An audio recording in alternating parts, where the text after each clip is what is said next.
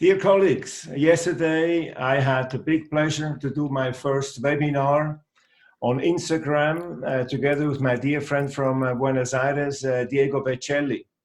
Looking back to this first experience, I'm very pleased to see that it worked out pretty well. Although, of course, I will have to improve in the future with a tripod to stabilize my iPhone better, to improve the image quality. What I loved is the discussion we had, this ping pong setup with important questions and then the answers to the related topic. The topic of yesterday's webinar session was implant placement post-extraction in the aesthetic zone, a very demanding indication for implant therapy. And we talked about the selection criteria and the surgical procedures for immediate, early or late implant placement. So let us start with the video of yesterday's live webinar on Instagram.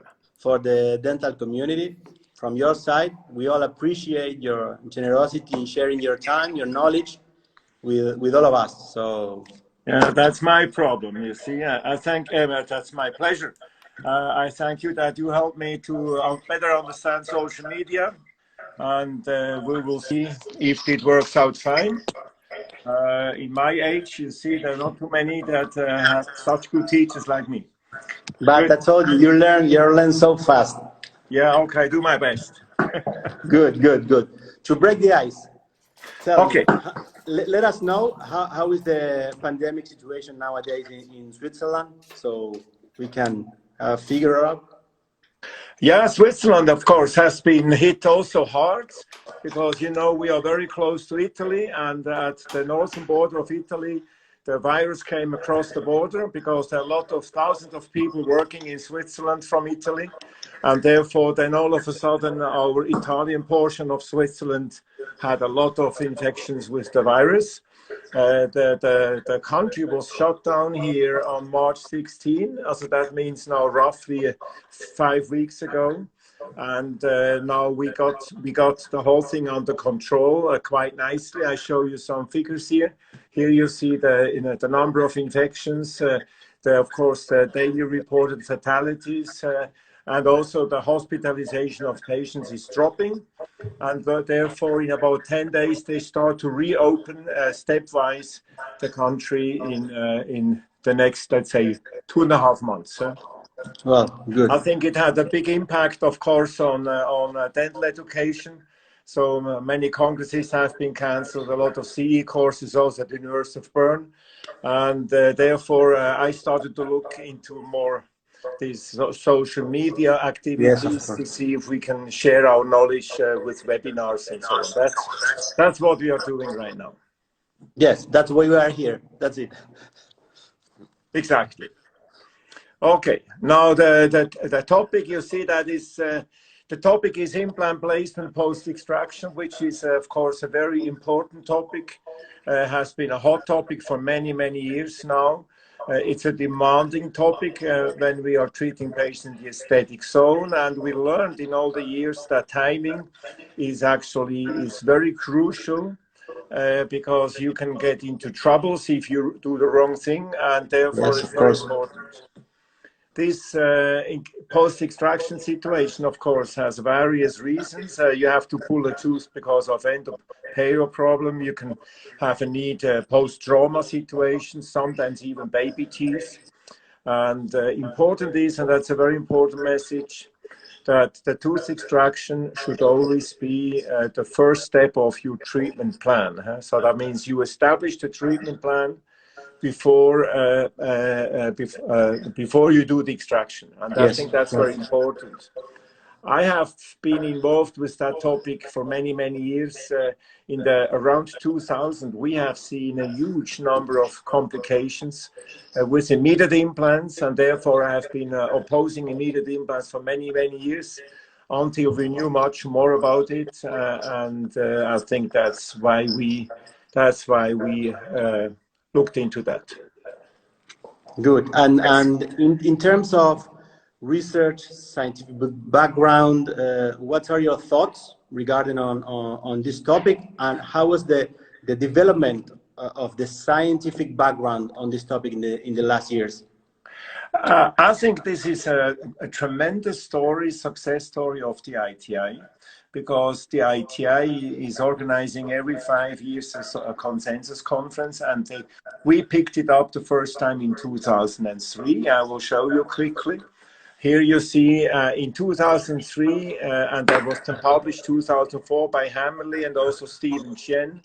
We established the timing protocol, and we established also the terms. So there was decided to, of course, immediate implants was there already, late implant placement, the Bronnemark approach, Schroeder approach, and then in between, instead of using a delayed, immediate, or these kind of nonsense terms, we defined the term early implant placement. And that was the beginning. We also realized in 2003 that there were no aesthetic parameters reported, and that was then actually, you see, in the next consensus conference 2008 in Stuttgart, where the risk factors have been identified. And I show you quickly the publication that actually documented this. This was a systematic review by Stephen Chen and myself, where we got astonished how high the frequency was of mucosal recession. That was frightening. And then 5 years later, again, we met in Bern. Here you see one of the basic papers by Evans and Chen that showed a high percentage of aesthetic mucosal recessions, and they also identified here the risk factors. One was a thin tissue biotype, but also implants in malpositions quite often encountered. You see that cause these mucosal recessions. That's a key factor, don't you think? A key malposition. A very important factor, yes. The next one is that actually there were papers by Joseph Kahn and others. They showed that these mucosal rates can occur actually after years of function. So this is not something short term. So I have to be careful that these alterations take place for years. This is a paper from 2011. Then the next consensus conference was in 2013 in Bern, and here actually the selection criteria were in detail discussed and then defined. When to use what. And you see that one paper by Stephen Chen and myself again, and the other one by Dean Morton, the recommendations. And we came up then with this table here, which is then later published in a paper I will show you in a moment. And then the last issue, also very interesting, 5 years later, Amsterdam. That was actually the combination of loading protocols with timing protocols. And this is a systematic review by Herman Gallucci and co-workers. And you see how these protocols have been tried to look at. And very interesting, you see that we realized that not all of these protocols are well documented. So the green stuff is well documented, the red is non-documented. And I'm sure that in the future, of course, we're going to make progress that, for example, immediate placement, immediate restoration will get into a green color when the studies will be available. So this is the whole story, what we have seen in the last, let's say, development over 15 years. So the ITI played an important role in finding the scientific background of this topic. But in your opinion, what are the most important parameters that that clinician should take into account when he faces the situation and he needs to decide the correct protocol in this? That's a very good question. So the selection criteria, and of course, first of all, the more, let's say, medical and dental parameters apply for also these indications. Smoking, for example, have to be considered. But in this particular indication, it's the anatomic risk factors that play an important role. How should the anatomy be to go for immediate implant, for example? When I show you here 5 cases, and you see these are 5 cases, all of them get an extraction in the aesthetic zone. And now, in these cases, I strongly believe that if you want to go for immediate or early or late placement, all of them, you need to. Danny, can you put your telephone close to the screen so we can take a better view of Yes, the situation? of course. Good, Yeah, perfect. you see here. Perfect. You see these are Thank 5 you. cases, and all have an extraction. Now, when you go now into a cone beam, then you see they completely differ. One has a thick facial wall, one has a thin facial wall, the next one has no facial wall, has a defect there, one has a periapical lesion. The point I want to make is, you see that in these kind of cases, each case is different, and there is not one single treatment for every case. There is the best, most appropriate treatment for every case based on the anatomy. So that is the important point in this kind of application. Good. See, the knowledge to learn about that came in the early 2000s, the 2004, the Linde group with Mauricio Araújo. We all know Mauricio, ITI guy from Brazil now.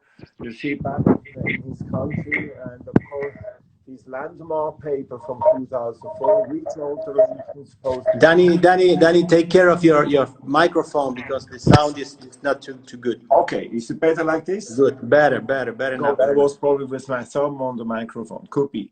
Okay, now you see these are the 2 most important papers about it. One is from Araújo, the other from Vivian Chapuis from Bern, in patients, and that showed when you pull a tooth, you can get significant bone resorption on the facial aspect. And we learned from that paper by Vivian Chapuis that actually that depends on the thickness of the facial bone wall. So when the facial wall is thin, you get a lot of vertical bone resorption. When it's thick, you get minimal bone resorption. And we also analyzed in a study by Vedrana Braud, an ITI scholar in Bern, we realized that in the aesthetic zone, anterior maxilla, the facial bone wall is most often thin. You see that here in this paragraph, you see the center incisor, a thick facial wall is less than 5%. It is much better for first premolars. But that's not only in Switzerland, because when you look at these papers here, these are 4 papers from different countries. They all have the same observation that the facial wall in the aesthetic zone is most often thin. So that's a risk factor. And so it is a universal problem. It's not a universal problem, yes. And what's the conclusion out of that? If you deal with cases like this, you have to rebuild that bone if you want to get a good-looking aesthetic outcome. Because here you see a case where an extraction was done, and you see 8 weeks later, it looks like nothing has changed. Then when you open up, you see that there is a significant resorption on the facial aspect. And this is a reality. And therefore, if you want to have a good result, you see, that's what we learned in all the years. You see that there are 4 key parameters from a surgical point of view to get good long-term stability. First, use an implant of sufficient dimensions. Second, put them in a correct position. And thirdly, rebuild the bone if the facial bone wall is not there. The keratinized mucosa in the aesthetic zone is not a big issue at all. It's mainly the lack of bone in most of these cases. So therefore, this is an important aspect to do a bone augmentation procedure. And when we treat this kind of patients, so the third aspect is most important. And when we treat these patients correctly, then you can see, and I have now up to 25 years of documented aesthetic cases with Professor Buser. You see here beautiful results, 10 years. You will see that case later on. That's another case. You see, this is 18 years, 20 years, and this is even 25 years. You need to have an intact facial wall to support soft tissues, and then you can get long-term results. So when we treat, we try everything to really achieve this long-term stability. So that's the primary objective: aesthetic and functional successful outcomes, long-term stability, low risk of complications. But of course, today we also have so-called secondary objectives. That means we try to achieve that with the least possible morbidity, low invasiveness, least number of surgeries, and short healing periods. You see, we have made a lot of efforts in that field. We made a lot of progress, but we should, of course, not jeopardize the primary objective. That's very important. For sure. That's why the understanding of tissue biology is very important as well. Yes, that's a clear image of. So to sum up this situation on immediate implants. So when and how? Yeah. When and how do you consider it that immediate implant is a safe procedure? Okay, now I mentioned already, I have been against immediate implants for many years because we did not know the selection criteria. Now, after 2013, I said, now we know the biology, now we have to improve also the implant positioning. And here the progress with digital technology gave us, of course, a huge advantage. That means when we combine now the biologic knowledge and we combine now the progress in the field of computer-assisted implant surgery, I think that really convinced me that it's time to move into immediate implants. And we did that about 3.5 years ago. So 3.5 years ago, we started to go into immediate implants. You see, we established in 2013 this selection criteria, as you see them here. Check the sound, please, Danny. The microphone. I'm sorry.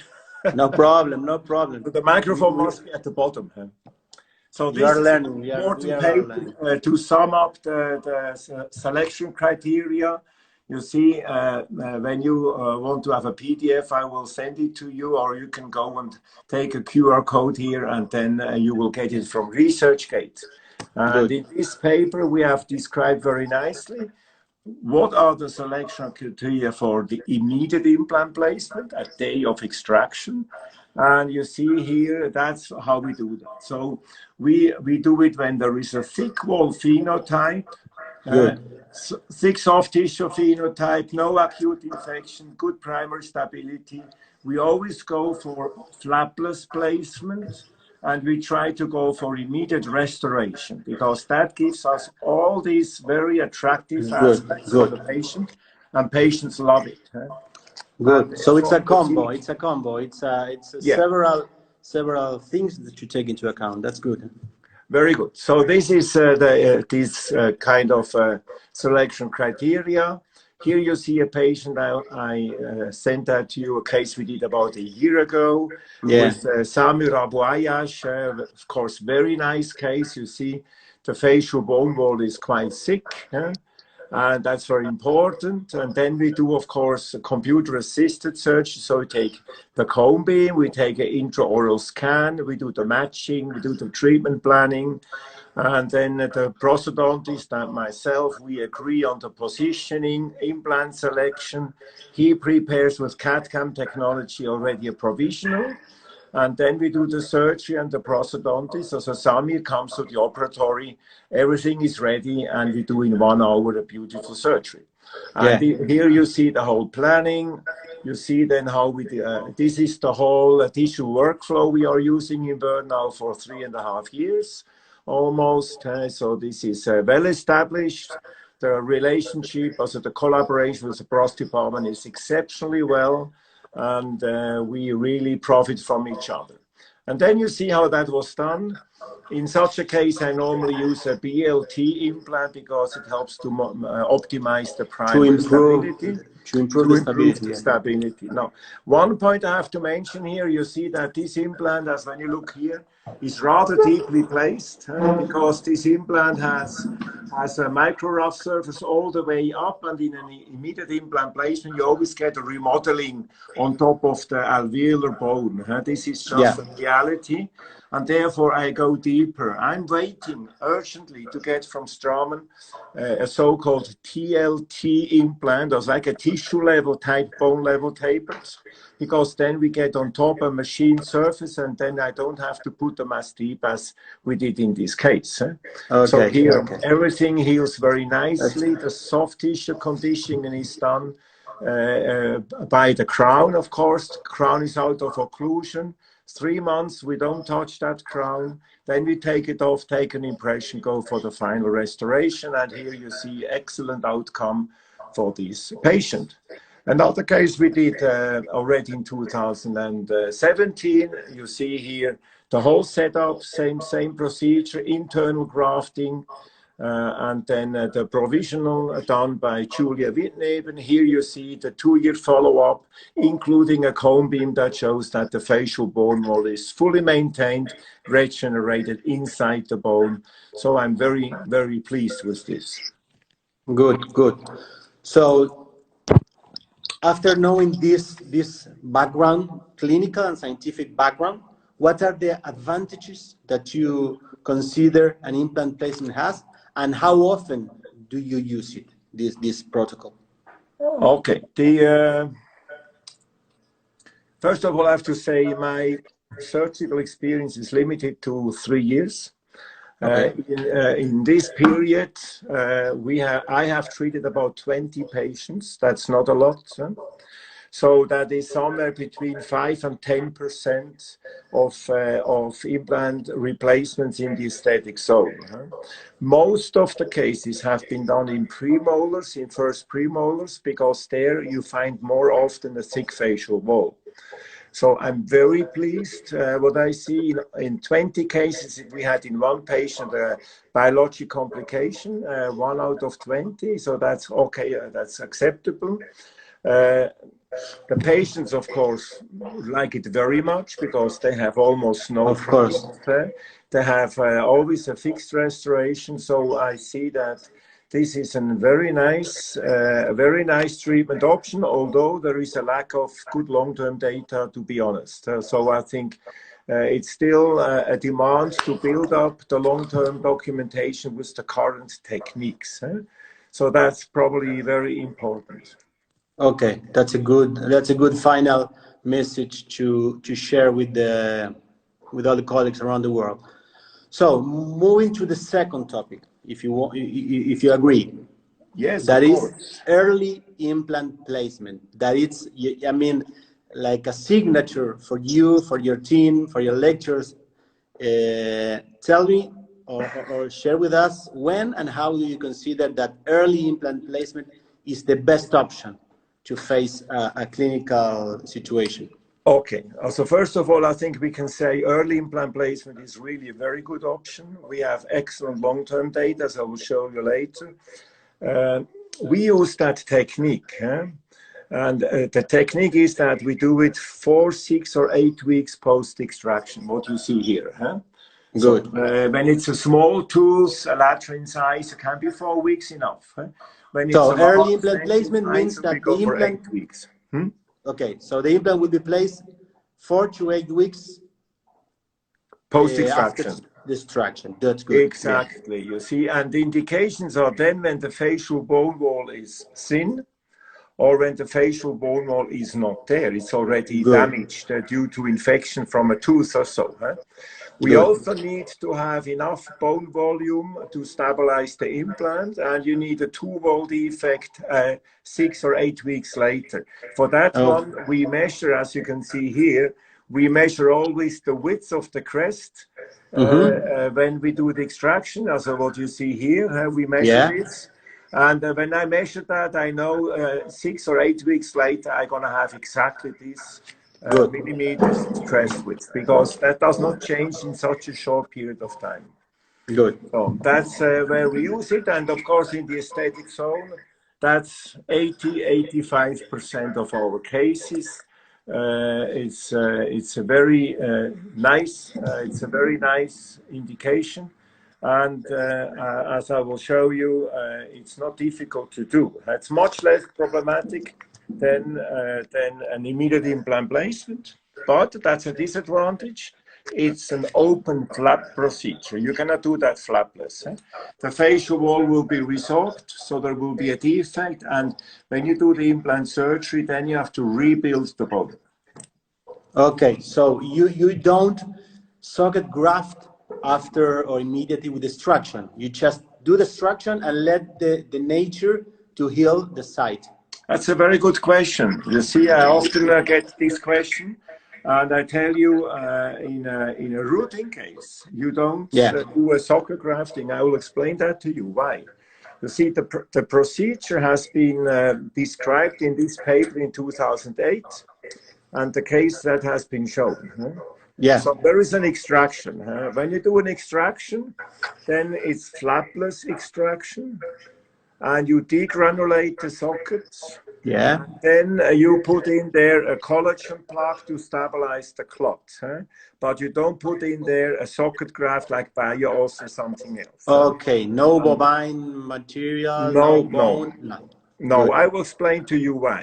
Because what's happening here, you see an animation video we have on our YouTube channel also available. Good. So flapless extraction, degranulation, and then you put in a collagen plug, and the collagen plug only stabilizes the blood clot to allow a good soft tissue healing. Okay, that's the reason. That's it.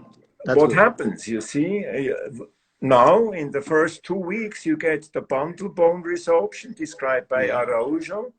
And you see in a case like this, you get this crater-like, typical crater-like defect. And what you also get in this early phase, you get primarily a soft tissue healing in that socket. In the crestal area of the socket will be ingrowth of soft tissues. Yes. And of course, it's not exactly what you see here, but of course, at the end, after 2 to 4 weeks, you get here a flattening, and you get here a lot of soft tissue inside the socket. Now you see immediately the big advantage you could have. When you go in at 6 or 8 weeks for surgery and you cut here, then you have all these soft tissues part of your flap to the buccal. So this is actually, we call that an spontaneous soft tissue thickening. Soft tissue grafting, exactly. It was also described by Vivian Chapuis in a paper in Journal of Dental Research 5 years ago. And you see now here, again with our animation video, you go in slightly palatal with the tip of your scalpel, you go to the inside wall of the socket, to the palate, and you go up all the way where then some bone formation might be detectable. And then when you mobilize the flap, you get there a thick soft tissue as part of your flap. So it's big advantage. It's like an auto tissue graft, and you find a much thicker connective tissue on your flap. Absolutely, and the beauty is that this soft tissue is vascularized. This is not a free mucosal graft from the palate. This is much better. And of course, with this technique, we are having much less frequency for a soft tissue augmentation. That's Then what we do, here you see now from a patient, I show you with 4 video clips simultaneously. First of all, here how we do the incision, you see, and then the releasing incision here, and then how we mobilize the flap, and here you see this bulk of soft tissue thickness. Yes. Like a big chunk of soft tissue, vascularized soft tissue. So this is a thick biotype of phenotype mucosa. Good. During your implant surgery. Placement, yeah. Okay, now next. Next comes that we immediately take the blood and we immediately start to harvest the autogenous bone chips, the patient's own bone. That's something we learned in the last, that's about 5 years ago, 6 years ago, when we had some preclinical research data available, and we realized that we had missed the chance many times. So you see where we take the bone. The bone is taken apical to the lateral incisor, or we can also take the bone at the nasal spine. You don't open a donor side, you don't go further? No. We don't have to have an additional flap. So this is something to minimize, of course, for the patient, the morbidity. You see the blood is here with some ringer solution, and the bone goes into that blood ringer solution. What happens, I will show you that actually the bone immediately releases growth factors. And then we take the blood 20 minutes later before we do the augmentation. And we use now the growth factors to activate the BioOS, the DBBM. The material, good. So actually then the whole augmentation material is enriched with growth factors. So this is then the contour augmentation as we see that. So this has been documented very nicely in the last 9 years with in vitro studies, also tissue culture studies, cell culture studies. And I'll show you only the last one, which was published in a Chinese journal. You see by Asparuova and Jordi Caballé. You see here, you see how the whole thing was done. And here you see the most important results, that you see an instant release of TGF-beta-1. And slightly delayed, you also see then a peak of BMB2. Both are potent growth factors for the formation of bone. And when you summarize that, this is a very nice graph by Maria Asparuova. You see on the left side, you see the TGF-beta-1, which is a proliferation factor. So it activates mesenchymal stem cells from the bony walls to grow into the defect. Good. And when the cells are there, then the BMB2 is then here to differentiate them and to stimulate the mineralization of the osteoids. So it's a safe way to improve the quality of the material. Absolutely. So you get faster bone, you get more bone. That's very important in a very crucial area. Okay, here now you see how this is done. That's our patient we have seen before. So here first the blood collection, and then the collection of autogenous chips with a Buser scraper from Hufredi. And then very important, you have to keep that the scraper sharp. So you have to resharpen those scrapers from time to time. They should not be dull. And then we prepare the implant bed. And then you see here the preparation of an implant bed. In this case, we are used parallel walled bone level implants. Yeah. We also see here very nicely that when there is a thin bony walls, I normally take those off because it will be resorbed anyhow. So I round off the edges here very nicely. That's good. Then we put the implant in, and very important that the implant goes with the implant shoulder always below the palatal bone wall. So we have there no exposed micro rough implant surface in the future. Here you see that, sorry, it's covered by my hands. So here you see it now here beautifully. So we are below the crest, and that's very important. Okay, now comes the bone augmentation. So here you see again that we take the aspiration of this blood ringer solution, and we use it to activate the second filler, which is normally BioOS. Then we do the autogenous bone application here inside first, and then a second layer with the activated DBBM particles. Good. And then we cover it up by a collagen membrane. Has to be collagen membrane, so there is no need to go back in to remove the membrane. Okay. So that's how it is done. Okay, now we go ahead. You see now here the membrane gets applied. Again, BCM blood. It's called bone conditioned medium blood with the growth factors go on top. And you see then very nicely how it's adapted. It's no need for tax in a case like this. I was about asking that if you fix the membrane or good. The stability of this filler is more than sufficient. All our long-term studies have been done without tax. I use tax from time to time in the mandible. When the fillers have a tendency to glide off, then of course it's important. And then last but not least, then we do a primary closure. The flap has to be released, mobilized with a periosteal incision, so it's tension-free, and so on. So you see these surgical videos here, the clips are from a master course.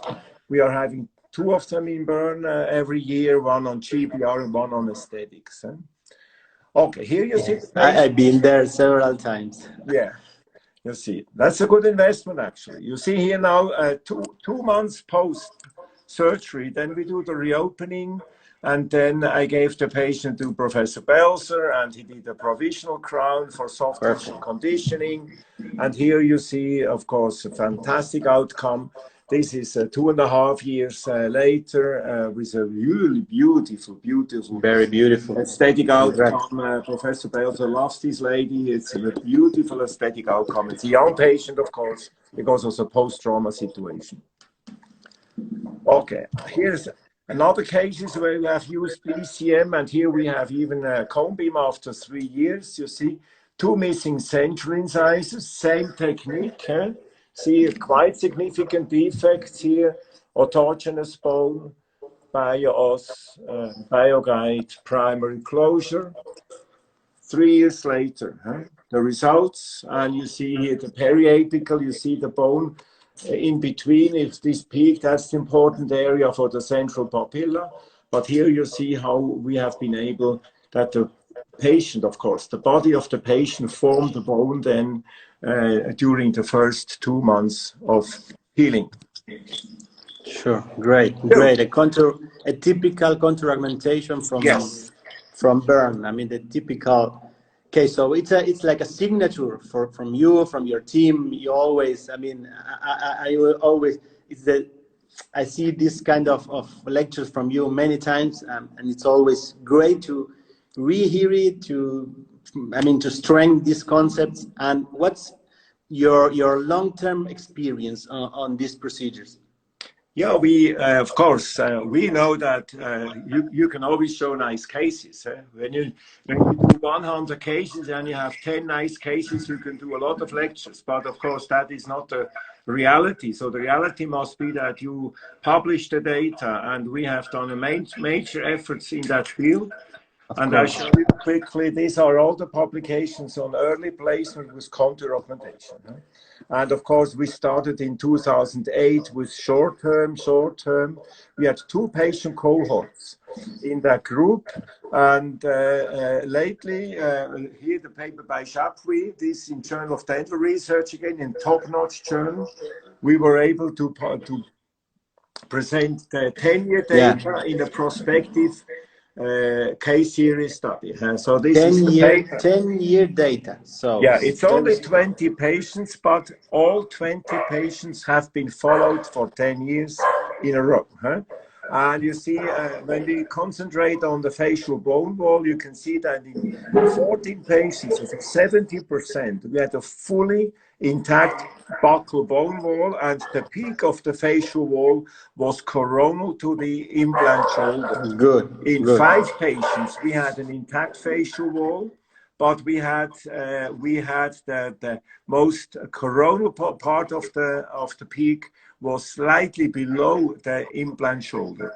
And we had, we call it always Mrs. M, because she was, when we counted in the papers, one patient where there was a lack of bone, so she did not form the bone. This case was considered at 6 years, and at 10 years a non-successful implant case because we did not get a facial bone wall. Clinically, the patient is not a failure yet, but we will see if we get into troubles with this. And this is the original table from the paper that shows, you see that the mean thickness of these 19 cases was 1.7 millimeter at 10 years of follow-up. Now you have to consider, we did not know anything about BCM, so in the later cases since 2014, 15, we see even better results, but I'm very pleased with the data after 10 years. And I can show you now some of these long-term cases. This is one of the 10-year cases from that study. Okay, that's from that we showed in our paper in 2008. You see here the whole procedure. And you see 10 years later, you see excellent outcome, and you see no bone loss around these platform switching implants. And here you see the facial bone wall fully intact. So this is a very nice case. Then we have another one. This is a very interesting case. I treated 3 times. You see here, it started in 2009, a post-trauma situation. And you see huge defect. And then I pulled the tooth, and then we did the typical early placement with contour augmentation. So you see same procedure. primary closure, and then she lost another tooth, not next door, just the lateral incisor to the right side. So we had a second surgery in 2012, and you see we have done the same here again. Now she has 2 implant crowns, and you see here then the third surgery in 2018, when then she lost the tooth in between. So we had to pull that tooth because she developed an apical lesion, and then we converted 2 single crowns into a 3-unit bridge. And here we have done a socket grafting and a full thickness graft to maximize the amount of soft tissue in the pontic area. It wasn't one narrow implant and one regular implant. And here, so this is now the patient, you see, 11 years post first surgery. That was actually a few weeks ago. You see now a 3-unit bridge, and you see she has a very gummy smile. Very nice.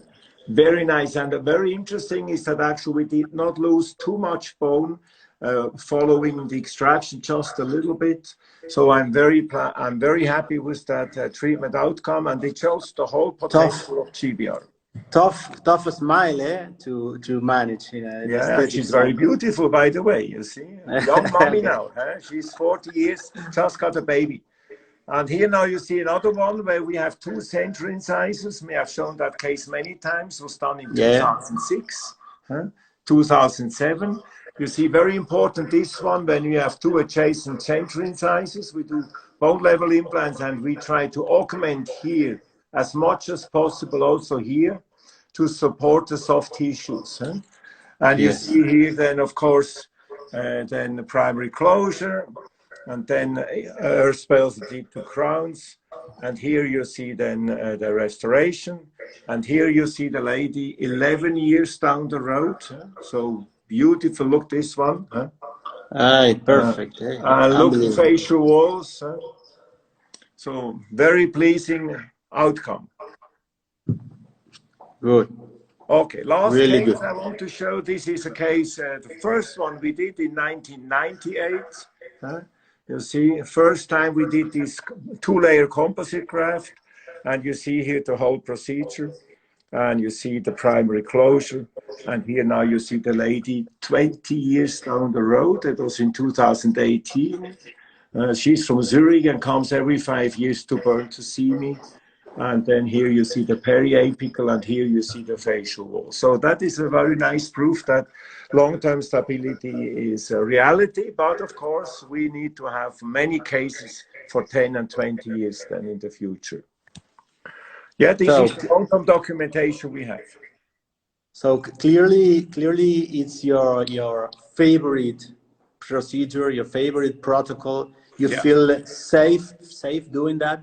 I mean, it's a good message for the dental community to be on the safe side, to choose this kind of procedure or this protocol to avoid any complications, especially in aesthetic zone. That it's Now I want to say the following: if you are a specialist and you do tons of implant surgeries, then of course you should also have in your treatment options the immediate implant placement. For sure. And use the procedure what I showed. Then it's very nice. That will be 5 to 10% from my point of view.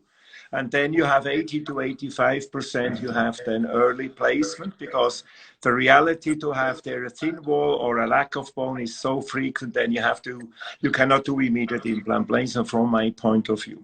If you don't do a lot of implant patients, you see, so you do your 20 cases, then I would not go for immediate implant placement. Just stick to the early placement protocol, because it's less problematic and it's more forgiving. So that's just my message. I took a little question from the audience. They asked for which kind of membrane do you use in this protocol. I know that it's a collagen membrane, and how many weeks are the barrier work, and how many weeks does this kind of membrane stays in place? Okay, you see, you have to change your way of thinking, because you have to think biologically. Because 20 years ago, I was thinking you need a membrane that stays there for 6 months. Today, I know that's absolutely wrong. When you have a defect like this, like in an early placement, the cells to form the bone, they move into that defect in the first couple of days, and within 2-3 weeks, the whole healing is initiated. You have the woven bone and so on. And then only maturation steps take place. So you don't need a barrier function for 3 months or so. This complete nonsense. This is just more knowledge we have today. For sure. So this is a collagen-based membranes. It's a wound draping, so it keeps the fillers in place, and it gives you in the first 1 or 2 weeks, gives you then a barrier function. Absolutely clear. It's part of the tissues, and it will be resolved after 4-6 weeks, I guess. Nobody knows exactly in humans. We know it from animal studies that it can be there still some remnants at 8 weeks, but in humans nobody knows because we cannot take human biopsies for obvious reasons. For sure, for sure. And there's nothing to protect 3 months later. No, there's no need to do the that. surgery. That's good. But of course, you have to understand, you need a torch and a spoon to really speed up this segmentation, you see. Exactly. It's the critical point. Yes, to add those factors that you share with us. So if you agree, we can move to the last option. Yes, last option. The late implant placement. Do you late use implant placement in the aesthetic zone only? In the aesthetic zone. Really do you use this approach very often, or just in special cases, or? In special cases. I mean, I have done thousands of implant surgeries. I have done only 4 patients like this. 4 patients. So these are either periapical big lesions like a cyst, or it can be a young patient, age 15, the tooth has to be removed for trauma reasons, and then you have to wait. So then what we do, we take the tooth off, do a socket grafting, and wait until we can place the implant. In a cyst lesion like this one here, then you go back in at 6 months. When it's a young patient, adolescent, you wait until the patient is 20 years old. It's a smart decision for sure. That's how it's done. And I show you only one case which have been shown many times. You see here, you see the cystic lesion, and you see how I took the cyst off. We had to do an apicoectomy also at the lateral incisor. There was actually a defect in the floor of the nose from the cyst. And we did a rich augmentation area in the area of the future implant with a membrane and everything. And then we let it heal. And then I went back in at 6 months to do the implant surgery. You see here the surgery with the implant placement, and you see then a submerged healing, 2 months of healing, and then Julie Wittneben took over and did then an implant, a crown. And here you see now our patient 6 years down the road. You see again, no sign of bone loss because it's a platform switching implant. That's the way how we do the crowns. So it's a very slim development of emergence profile. We are not using these special abutments because then you lose bone. That's not how we do that. And here now you see here, look, this one, 6 years down the road, also excellent bony architecture for the implant restoration. So just to strengthen the idea, you prefer this switch platform concept in the aesthetic zone, especially when you have to deal with a long emergence profile, 6 millimeters, 7 millimeters in the proximal area. You consider this kind of connection much more stable than others. Good. You lose less bone. There is a paper by Vivian Chapuis to compare tissue level and bone level implants in the aesthetic zone, and you clearly lose less bone on the facial aspect. So in single tooth cases and in tooth central incisor cases, we strictly use bone level implants when there is enough bone on the palatal aspect. Tissue level implants we use sometimes when there is a bone deficiency on the palatal side, and then the bone level would have to be placed very, very deep to get the implant with the micro rough surface below the crest. But we are waiting for the bone level implants with a machined top. And when this will be available, then we're going to use in the aesthetic zone only these bone level implants, either BLT BLX, I don't know, because I have not used yet BLX implants or the bone level implants, just the routine ones. And you are, I mean, just think that tissue level implants are absolutely restricted, more not in that particular case that you told me, but only for posteriors. I mean, you still do your tissue level implants on posteriors. I mean, okay, tell you frankly, 80% of implants I use are tissue level implants because it's a hybrid design implant, because it has a machine surface, and the machine surface in the transcrestal area is minimizing the risk factor for the development of peri-implant pathology. You see, the micro-rough surface can be a risk factor for biofilm attachment, and then for peri-implant mucositis or peri-implant bone infection or the peri-implantitis. Good. Well, to sum up all of these concepts, these three possibilities, this invaluable concept that you share with us today, which are the main take-home messages? People are at home, but they will take it to the office. But what are your main conclusions on these options? So when you summarize this whole... Take the microphone, Danny, please. Again. I'm sorry. Yes, good. I have to buy a holder, you see, for myself. That's good. For future Instagram. You're an influencer now on Instagram, so you should take your new tools to be in connection with people. That's good. I have to find one. I don't know where you get it. Okay, the conclusions. First one. When you do implant placement in the aesthetic zone, you need to understand the biology of the tissues. The resorption of bundle bone is a biologic phenomenon. It's in the genes of these cells. You cannot change that. When you do an extraction, you always lose bone. Even in an immediate case, can be 1 to 1.5 to 2 millimeters. Can be compromising. This resorption must be compensated with a local contour augmentation when the facial bone is resorbed. And this is an important structure for the aesthetic outcome. Second one, as a clinician, you have different treatment options in post-extraction sites. And I tell you frankly, I use them all with pleasure. So I try to do the procedure that gives me an excellent outcome with a low risk of complications. So when I have a low risk case, a thick facial wall, everything is perfect, then I try to do immediate implant placement, but only then. So that clinician should choose the treatment approach that gives him a high predictability for successful aesthetic outcome and a low risk for complications. And the treatment of choice depends not only on the anatomic risk factors, but also on the skills and the talent of the clinician. That means there are colleagues, they should not do immediate implants because they don't have enough patients to build up this experience. So that is a very important message as well. The third one is immediate implant placement should be done by master clinician, great skills and experience, lots of patients, because it's technique sensitive.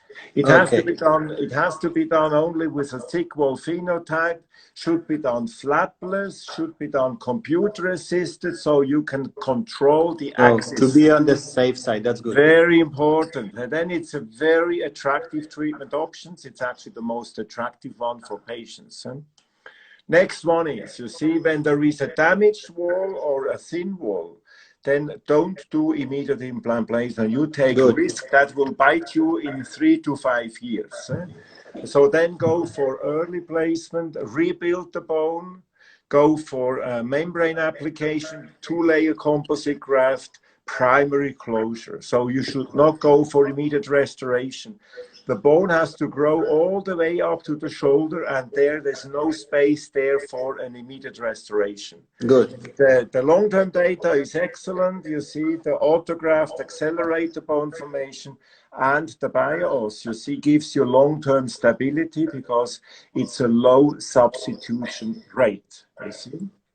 Okay. Last point, late placement, that is the least attractive one in the aesthetic zone, only when it's necessary.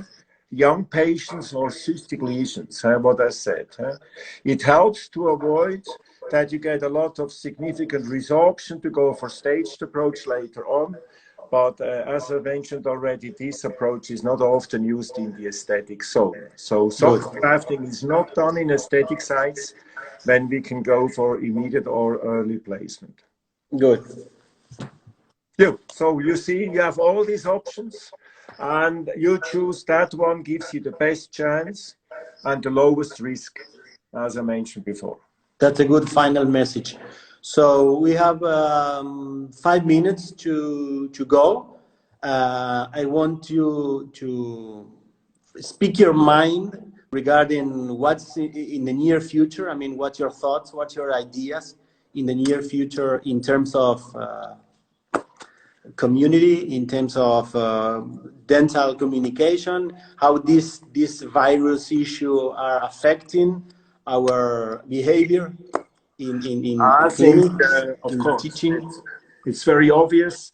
This virus crisis or pandemic will increase the digital technology for the knowledge sharing. You see all the major associations move into that direction. Of course, I will do also a contribution to that. Probably we will do this kind of Instagram lecture once a month or so with a hot topic, and then we share the knowledge. As you have seen, of course, I learned quickly from our youngsters here. You see the Facebook group I have already for 3 years now, and I'm impressed to see that after the means we actually signed up for this Instagram lecture that we acquired another 800 members to the group, you see. So this is an important one. Here we share cases, we share publications and so on. And then, of course, I just learning how to use Instagram, but we have acquired here 3,000 followers in 1 week. So we will see. I will probably here announce stuff, what is on Facebook, a new paper, a case report, a video clip or so. And then the third one, that's also an important one, that's a YouTube channel I have established about a year ago. You see, called the Buser Implant Team. We have here also more than 400 colleagues. And we are putting here now short versions of lectures. We're putting here short video clips of our procedures. And so on. So this is also a very nice way to do that. Of course, I hope that in the future the travel will not be restricted anymore. We want to do our master courses. Again, you see one is still scheduled in the beginning of September. I don't know if this will take place. The GBR master, probably the most prominent one, sold out for many, many years now, all the time, mid-June. Has been already postponed to November because June is impossible in Switzerland. For sure. And we have already there more than 40 people signed up. So we changed the date. I think 3 dropped off. The rest will come in November now. And we start to push this, of course, in the next couple of days. So did you enjoy this new tool to share? Yes, absolutely interesting. Of course, you are a fantastic moderator. You see, you have smart guy. Thank you. I think what I have to do, I have to find a holder. So then actually this will be on my desk, and I only have to switch from the back to the rear camera, and then we can do that. But actually, I like it very much because you can move in here, you see, and you can show something, and you move out again. So actually, this is quite interesting, you see. So I'm sure we're going to do it again. Good. We will improve. We are on time, by the way, huh? Yes, we are perfectly on time. Please, as soon as we ended the session, please put it on your storyboard so people can take a look on this seminar for 24 hours. So, for instance, people from Australia, Japan that are maybe in the 2 or 3 in the morning, they can join us. So they can take a look on it during this weekend. So I push here the end button, huh? No, it's about 2 minutes to go, so we can. Then it will stop. Exactly. It suddenly happens. Don't worry. It will be cut off by the application. Do you see? I'm very proud to be the first moderator of your new experience with this live Instagram. Man, it was your idea. You're always an inspiration for all of us. I always told you that. As you see, it was a really amazing experience with Diego Bechelli. I want to thank him very much. And we will do it for sure again. I will see if I can appetize Professor Buser to join me for such a webinar lecture on aesthetic implant dentistry, like single tooth replacement, surgical and prosthetic aspects. The University of Bern is offering excellent master courses for 20 years now. Most of them are sold out, and we hope that we can organize them again later in this year when the pandemic is finished. You will find all the details on this BCO homepage. It's a new CE group. It's called the Bern Congress Organizer, also offering from time to time congresses. These are the two master courses we will offer this year. One will be in September if the pandemic will allow us, and the GBR master course from June has been postponed to November 18 through 20, a course I will organize together with Professor Chapuis, Professor von Arx, Professor Bosshardt, Dr. Asparuova, and Dr. Jenner. So it's an excellent faculty. Okay, the other one is the Facebook group. Many of our colleagues are part of it. You see, then the other one is the new Instagram account where we're gonna make announcements to refer to the Facebook group. And we also have a very nice YouTube channel now with more than 500 colleagues signed up. Here we're gonna put from time to time video clips to show our surgical techniques, short clips, sometimes short lectures, and it's quite popular now. With that one, I want to thank you for your online attention. It was a first-time experience, quite successful. We're going to improve for the next time, that's for sure. I wish you all stay healthy, stay safe. Don't give the virus a chance to attack you, and goodbye.